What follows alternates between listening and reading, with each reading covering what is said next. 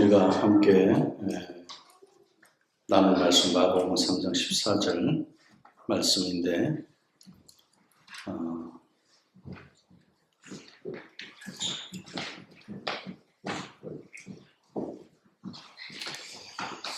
오늘 이제 어제 우리가 12시간의 기도 제목을 가지고 송구 예배하면서 또 새해를 시작하면서 이제 예배가 시작됐잖아요. 잠깐 사이 예배를 2번 드린 거예요. 한 해를 마무리하는 예배를 했고 한 해를 시작하는 예배를. 시간의 주인은 하나님이신데 그 시간의 시작과 끝을 2025년의 그 끝과 2026년의 그 시작을 예배로 함께 할 수 있게 된 것을 참으로 감사하게 생각합니다. 특별히 2026년은 제가 성공영신 때마다 교회 표와 맞게 설교를 준비하는데 내년이 아니네. 올해는 한번 같이 따라합시다. 모이는 예수촌, 흩어지는 예수촌. 예, 이 표를 가지고 마가복음 3장 14절의 말씀을 이 한 해 동안 우리가 부지런히 감당해 갔으면 합니다. 오늘 말씀에 보면 예수님께서 12 제자들을 세우셨습니다. 네, 세 가지 동사가 나와요. 그게 오늘 말씀의 핵심입니다. 왜 12 제자를 세우셨는가? 왜 우리 예천교회 식구들을 하나님께서는 제자로 세워가십니까? 우리 예수님이 함께하고 싶어서. 내가 예수님과 함께하는 게 아니에요. 예수님이 우리 예수촌과 함께하고 싶어서. 그것이 모이는 예수촌입니다. 우리 예수님 보이지 않지만 우리는 예수님을 중심으로 해서 모인 공동체인 줄 믿습니다. 우리 예수님이 우리를 이렇게 모아주셨어요. 우리가 이렇게 모이고 싶다고 되는 게 아니잖아요. 만남이라는 것은 잠시 만남이 있다가 또 헤어질 수 있고요. 또 헤어졌다가 다시 만날 수도 있고 그런 거지만 그런 믿음 안에서의 공동체라는 것은 천국까지 같이 가요. 만났다가 헤어지다 만나든 천국까지 같이 가는 것이 믿음의 공동체. 예수님이 우리와 함께 하고 싶다는 이 공동체가 있다는 것은 특히 이민사회 안에서 이민의 삶을 살아가는 우리들에게는 얼마나 귀한지 몰라요. 어느 정도로 귀하냐? 내 가족보다 더 귀한 것이 믿음의 공동체입니다. 이걸 경험해야 돼요. 천국에 가면 아마 죄성을 가지고 갈 수 없지만 가면은 우린 충격받을 게 너무 많은 거예요. 죄성으로 봤을 때. 제가 지금 우리 믿음의 식구들은 혈연의 가족보다 더 강력한 것을 말씀드릴 때 공감하기가 어렵죠. 충격적이죠. 천국이 그렇다는 거예요. 그걸 어디서 먼저 경험하고 가야 되느냐? 교회에서 믿음의 공동체에서 먼저 경험하고 천국 가서 기절하지 않는 거예요. 재성이 없는 데서 보면 혈연보다 더 강력한 것이 혈연을 넘어서는 혈연을 무시하는 거 아니에요. 넘어서는 것이 주님이 함께하는 공동체인 줄로 믿습니다. 이게 천국이에요. 우리 예천교회가 모이는 교회로서는 천국을 경험하는 교회가 되어야 됩니다. 그리고 함께 하시고 우리 예수님이 이 함께 하신다는 것은 어느 정도면 생명을 같이 한다. 요한복음 15장 4절의 말씀을 보면 내 안에 거하라 나도 너희 안에 거하라. 함께 하는 거거든요. 가지가 포도나무에 붙어 있지 않으면 스스로 열매를 맺을 수 있다? 없다? 없다. 가지가 열매는 가지에 맺어요. 그런데 그 가지가 어디에 붙어 있어요? 나무에 붙어 있어야 돼요. 원나무에. 가지 혼자서 열매 맺으려고 아무리 용서받자 나무에 붙어 있지 않으면 아무 의미가 없는 겁니다. 그런데 이 나무는 우리 예수님, 포도나무는 예수님이고 가지가 우리라고. 결국 열매는 우리에게 있어요. 우리에게 맺혀진 그 열매를 보면서 저걸 포도구나 이렇게. 그럼 포도나무는 누구예요? 예수님을 경험할 수 있는 것은 그 열매를 통해서 경험하는 거예요. 그래서 너희도 내 안에 있지 아니하면 열매를 맺을 수 없다는 거예요. 그래서 우리는 예수님 안에 있어 봐야 돼. 이게 함께하는 거예요. 내 좋아하는 사람하고 같이 있는 게 함께하는 거 아니에요. 교회 공동체는요, 예수님 안에 내가 있어 보면 내가 싫은 사람하고도 어떻게 공동체, 가족을 경험한다니까. 이게 교회다, 교회예요, 이게. 그러니까 제가 우리 교회에서도 항상 강조하는 건 미운정을 넘어서지 못하는 믿음의 공동체를 경험하지 못하는 거예요. 미운정을 넘어서 봐요. 어느 정도로? 목사님이 미울 정도로. 그럼에도 불구하고 예천교회 가족을 경험하는 거예요. 이건 뭐냐면 저는 우리 예천교회 식구들에게 그래요.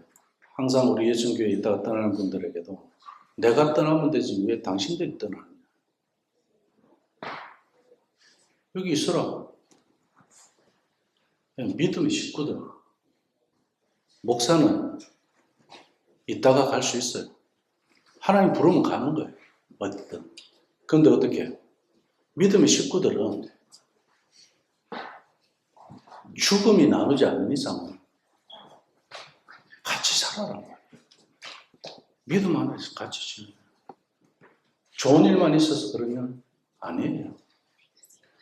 주님이 함께 하는 데라면은 우리는 안 좋은 일이 있어도 어떻게 해요? 주님이 함께 하는 것으로 해서 그것이 하나님이 거하시는 그 공동체, 이게 중요한 거예요. 우리끼리 좋아갖고 공동체 아니에요. 그거는 동창회고, 그건 동아리죠. 이민교회가 동아리 정도로 가는 교회들이 참 많습니다. 우리 예천교회는 사람이 중심이 되는 교회가 되면 안 됩니다. 예수님이 중심이 되는 교회가 되어야 됩니다. 모이는 교회는 그런 교회예요. 그럼 모였으면 예수님을 경험했잖아요. 그럼 이제는 어떻게 하라고요? 자, 오늘 말씀을 보니까 함께 한다는 동사가 있고요. 예수님과 함께 있게 하고 또 보내사, 전도도 하는, 보내는 거, 흩어지는 교회가 되게 하는 거예요. 자, 우리가 흩어지는 교회가 된다는 건 뭡니까? 오늘 내가 교회에서 모이는 교회를 경험해봤잖아요. 혈연을 넘어선 가족을 경험해봤어요. 믿음의 공동체를 경험해봤어요. 그러면 세상에 나가면은 믿음의 공동체가 아니잖아요. 그럼 세상의 그 이웃들을 향해서 믿음의 공동체로 살아가는 사람들의 그 모습, 그 태도, 그 생각, 그 언어, 그 자세, 이런 것들을 보여주면서 사는 것이 흩어지는 교회예요.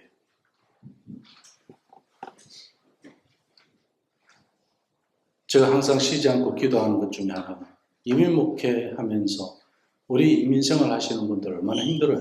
그죠? 우린 고향을 떠나와서 늘 뿌리가 뽑힌 나무같이 살아가고 있어요. 뿌리가 뽑힌 풀을 한번 봐보세요. 시들어 있어요. 우리 인생이 시든 인생 같아요. 그런데 우리가 어떻게 해요? 서로 그 뿌리에 흙이 되어줘야 되잖아요. 시드는 것을 멈춰주고 거기에 생명이 더하죠. 그거 내가 할 수 있는 거 아니에요. 주님이 함께 해야 되는 거예요. 주님 중심으로, 예수님 중심으로 우리가 모이고 그리고 그렇게 살아본 경험을 세상에 나가서 살 때 이것이 흩어지는 교회가 되는 거예요. 우리 예배당을 갖고 다닐 수가 없잖아요. 이게 교회가 아니란 말이에요. 이 안에 우리 예천교회 식구들이 없으면 이건 건물일 뿐이에요. 우리 교회 식구들이 있기 때문에 예천교회 교회가 되는 거예요. 그래서 모이는 교회가 흩어지는 교회가 되는 이유가 뭐냐?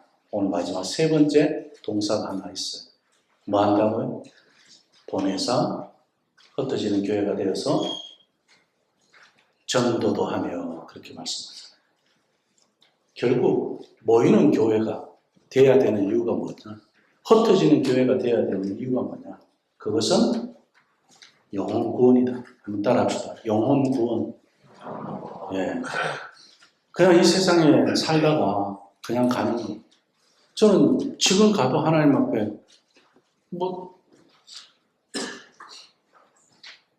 너무너무 뭐 아쉬운 건 있을 수 있어요. 인간적으로. 그죠? 근데 저는 너무 좋아요. 먼저 가신 분 만날 수 있고. 그리고 또 어떻게 해요? 제일 아쉬운 게 있단 뭐예요? 아직 내가 전도하지 못한 사람. 나중에 천국에서 같이 볼 사람을 내가 아직 하지 못한 것 외에는 아쉬운 게 없어요. 내가 뭐 돈을 좀 못 벌어서 아쉬운 거예요. 내가 뭐 지식을 좀 더 가지지 못해서 아쉬운 게 있어요. 세상적으로 내가 뭔가 명예를 얻지 못한 것 때문에 아쉬워. 그런 게 뭐 그렇게 이 땅에 살면서 있는 거는 좀 더 가질 수 있고 좀 더 없을 수도 있는 거죠. 그게 뭐 대수겠어요? 중요한 건 영혼이 구원받느냐 받지 못하느냐. 교회를 다녀도 이 영혼 구원을 우리가 내가 하나님 앞에 구원받았다는 이 확신, 이게 없으면 세상에 나가서도 예수님에 대해서 확신을 가지고 전할 수가 없잖아요. 모이는 교회와 흩어지는 교회만이 예수님을 통해서 영혼을 구원할 수 있는 교회가 됩니다. 우리 교회에서 제가 전도를 강조 안 했잖아요. 말씀을 정리 한번 해볼게요. 왜 그랬을 것 같아요?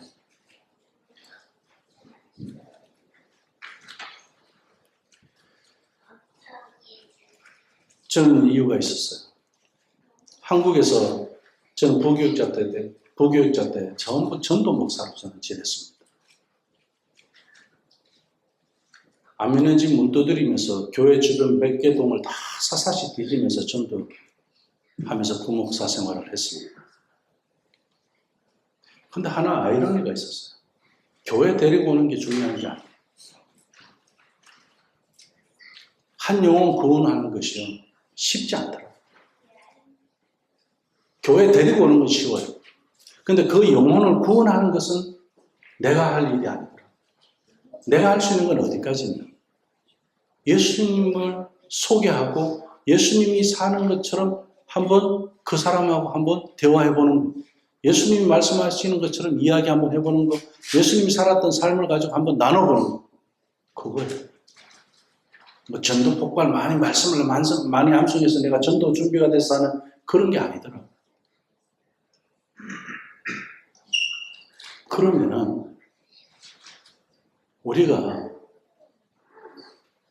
최종적으로는 모이는 교회, 흩어지는 교회에서 우리 예천교회 지금 이제 이 예배당 하나님이 이 새 성전을 주시면서 이 주제를 가지고 이 설교를 하고 전도에 대한 말씀을 드리는 이유가 있어요.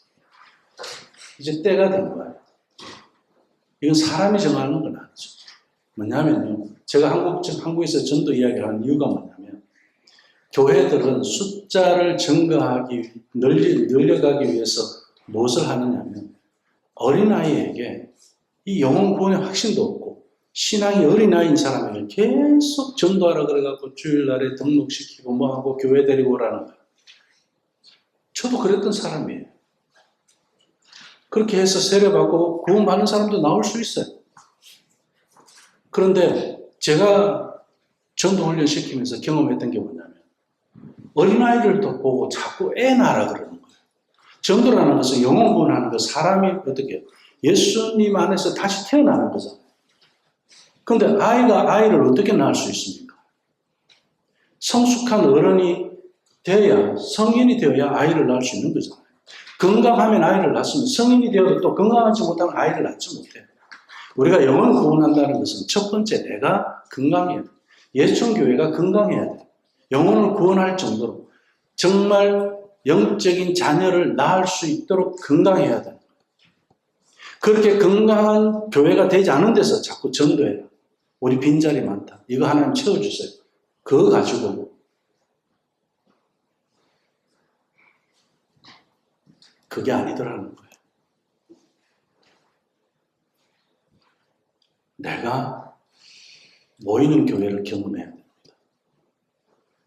그리고 흩어져서 살아가는 교회가 되어야 돼요. 그러면 뭐가 되더라? 전도도 하게 되더라. 할렐루야. 우리 2022년 이렇게 한번 살아가 봤으면 좋겠습니다. 기도하겠습니다. 사랑의 아버지 하나님 고맙습니다. 우리가 예배당 문을 나서서 가정으로 직장으로 이웃을 향할 때 진정한 예수촌의 사명이 시작되는 이 2026년이 되게 해 주실 줄로 믿습니다. 그래서 아버지 하나님, 우리에게 새 성전을 허락하신 이유도 건물로서의 교회가 아니라 우리 각자가 걸어다니는 성전이 되어서 세상 속으로 침투하고 영혼을 사랑하고 영혼을 구원하는 그런 삶의 현장이 선교지가 되게 하여 주시옵소서. 아버지 하나님, 우리를 통해서 예천교회를 볼 때마다, 우리 아이들을 볼 때마다, 그리고 우리 믿음의 가족들을, 성도들을 볼 때마다 우리 예수 그리스도가 함께하는 것을 보게 하여 주시옵소서. 아버지 하나님, 너는 말씀을 전파하라. 때를 얻든지 못 얻든지 항상 힘쓰라고 말씀해 주셨는데, 오늘 우리가 모일 때는 말씀과 기도로 우리를 든든히 세워가게 하여 주시고, 흩어질 때는 그 충만한 은혜를 흘려보내는 그런 통로가 되게 하여 주시옵소서. 예수님의 이름으로 기도합니다. 아멘.